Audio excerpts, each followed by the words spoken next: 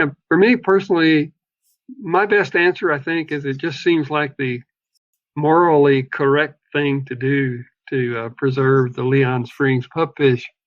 You know, to keep the Leon Springs pupfish in its natural habitat, you have to preserve the springs. And that springs is an ecosystem with a community of organisms that evolved there over millions of years. If you protect the springs, you save not just the pupfish, but also the other animals that occur in Diamond Y Springs and nowhere else on Earth. So there are in Diamond Y Springs, there's 3 species of snail that don't occur anywhere else on Earth. There's a species of arthropod that occurs in Diamond Y Spring and nowhere else. The puzzle sunflower occurs in Diamond Y Springs and then nowhere else on Earth except in a small place in New Mexico.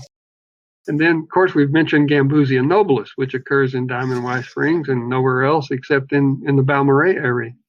So it just seems like the Diamond Y Spring, where the Leon Springs pupfish lives, you know, it's a tiny, tiny remnant of what once was a large system of springs and marshes fed by over 40 or 50 million gallons of water a day.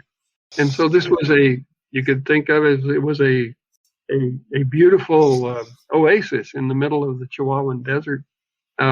It was a major feature of the cultural and economic history of the Fort Stockton area. But by preserving Diamond Y Springs, we preserve a tiny, tiny, small portion of that.